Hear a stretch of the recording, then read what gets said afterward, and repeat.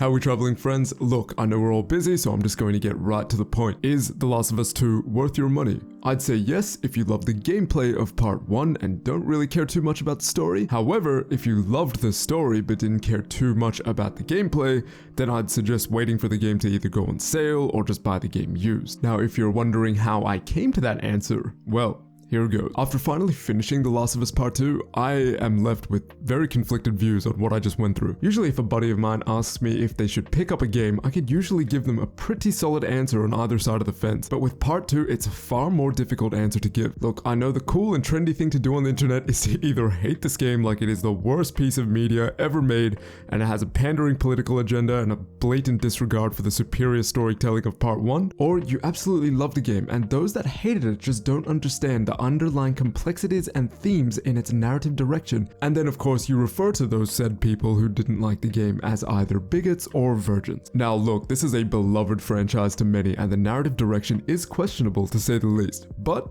I didn't hate this game, nor did I love it. Ever since Part 2 was announced a handful of years ago, I was immediately flooded with mixed emotions. In many regards, I hold Part 1 as the best game I've ever played in my adult life. At the time, I didn't think I had experienced a game that had covered such mature, dark, and compelling themes. Yes, the zombie survival genre, it was getting a little bit played out, but the way Naughty Dog used that as the foundation to deliver the caliber of story was something that will go down as legendary. So naturally, on one hand, I thought Part 1 was perfect from a narrative perspective and absolutely did not need a sequel. On the other hand, like a fat kid to a cupcake, my gluttony showed absolutely no bounds as my insatiable desire to witness more of the blossoming relationship between Joel and Ellie was just simply too alluring. As myself and others held our reservations, we could merely pray to Odin that they do not f this up. And when Neil Druckmann specifically said, "No one loves these characters more than we do, and we would not do this if we didn't feel like we had the right idea. And all I ask is the fans of the first ones, put some faith in us, trust us, we're gonna do right by you." I knew we were going to be in very good hands. The Last of Us community could rest easy, but oh boy, was I wrong. As always, we're going to keep this as short and as sweet as possible. This is going to be incredibly difficult to talk about without getting into spoilers, but we'll try our best. I like to think I'm a pretty positive guy, so first we'll cover the positive. This game is absolutely gorgeous. We wouldn't expect anything less from Naughty Dog. They have pushed the graphical capabilities of the hardware to its absolute limits, and my goodness, does it pay off. Everything from the close-up character models, their hair moving in the wind, tears rolling down their cheek, to the vast expanse of the open worlds, the attention to detail, big and small, it's nothing short of breathtaking. I honestly don't understand how games are even going to be looking better than this in the next generation of gaming.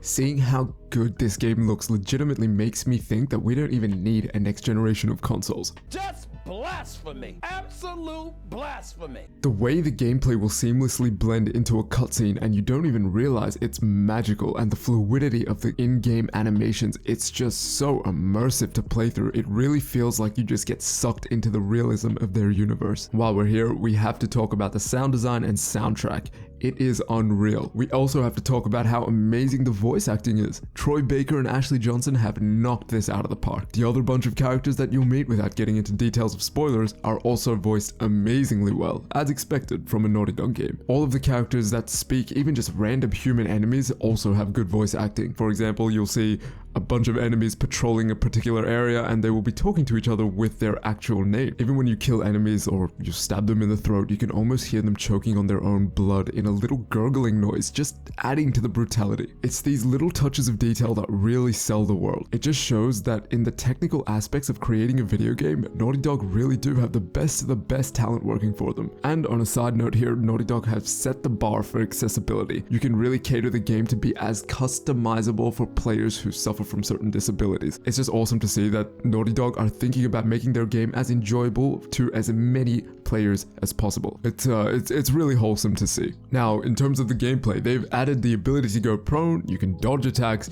and you can swim. These additions, they shake up the moment-to-moment gameplay and adds a new dimension to the combat encounters. The way the camera angles are used, especially when fighting enemies, it makes you feel like the weapons have a real weight to them. Capturing the fights in these super cinematic angles, it makes the combat feel so satisfying and just more brutal. It really does an excellent job of reminding you of how savage the land is that we're roaming through. Now, revisiting part 1, it's hard to not feel like you're stuck in the mud. Especially now since we've tasted how crispy the combat is 7 years later. We've got a couple new weapons, but overall the combat sequences don't really change, and you may find yourself getting a little bit bored over the length of the game. This was a bit alarming because typically after a Naughty Dog game, we're left craving more, but after this game, it just felt like a chore at times to get through, and when it was all said and done, it was more of a relief that it finally ended. Now, obviously, we get to play as Ellie. She has a really distinct feel to her, but on the other side of the coin, we get to play as another character, and this person has a very different feel, which again, it's just really good to see the proactive attention to detail coming from Naughty Dog. It kind of reminded me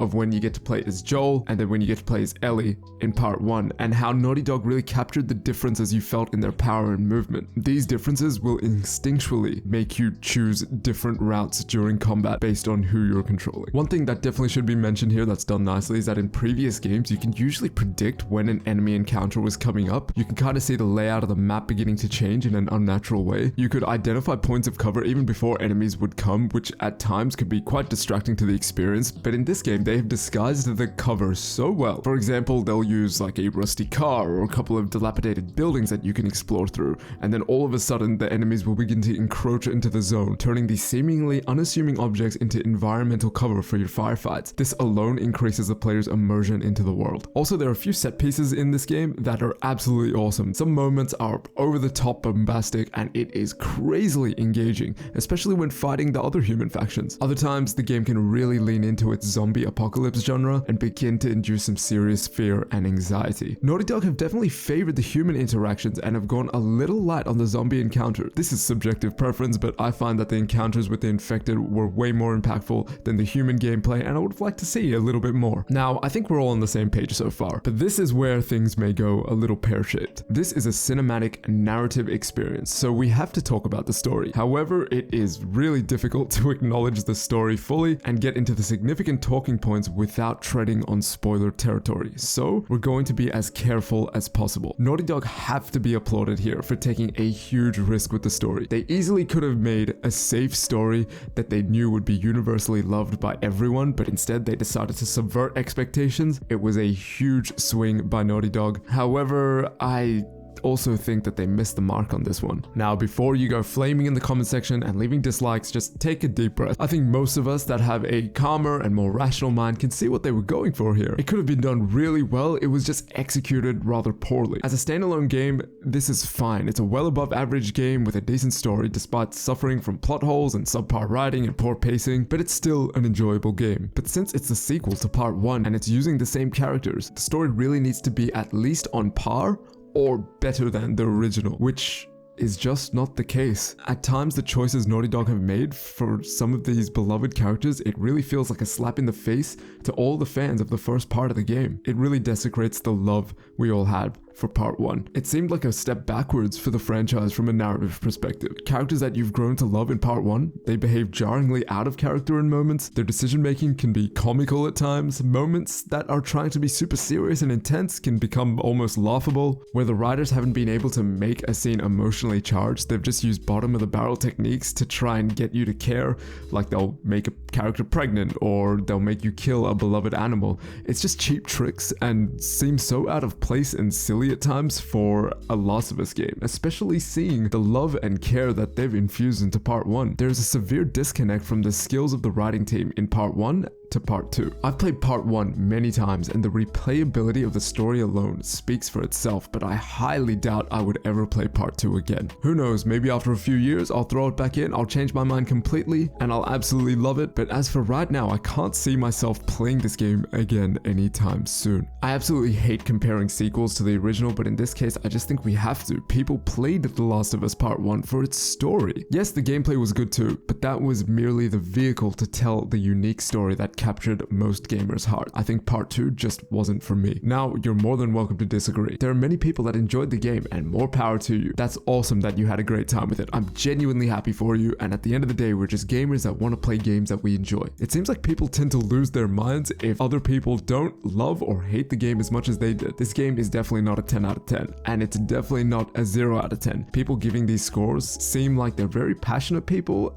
that may be having their judgment clouded by personal feelings. I can see why people on the lower side would give this game a 5 out of 10. I can also see why people on the higher side would give this game an 8 out of 10. It's getting compared to Game of Thrones Season 8 or The Last Jedi. Most people didn't enjoy them, but I know a lot of people that really liked them as well. It's all subjective and it's based on personal opinion. But now we have to answer the question, is The Last of Us 2 worth your hard-earned money? If you loved the gameplay of The Last of Us Part 1, you didn't care too much about the story, I would highly recommend playing Part 2. Buy it right now, buy it full price, you will absolutely love your experience. But if you played Part 1 for the story, then Part 2 may not be for you. Although there are a few good moments in the story that give a nod to Part 1, the overall experience could potentially leave a really sour taste for you. But saying that, I don't think you should miss out on how beautiful this game looks, the smooth gameplay animations, the environments, and the voice acting. Oh my god, it's just such a true pleasure to experience. Perhaps wait for the game to go on sale or just buy a used copy. I hope this helps you make an informed purchasing decision. We're in some strange times right now. Stay safe and take care, friends.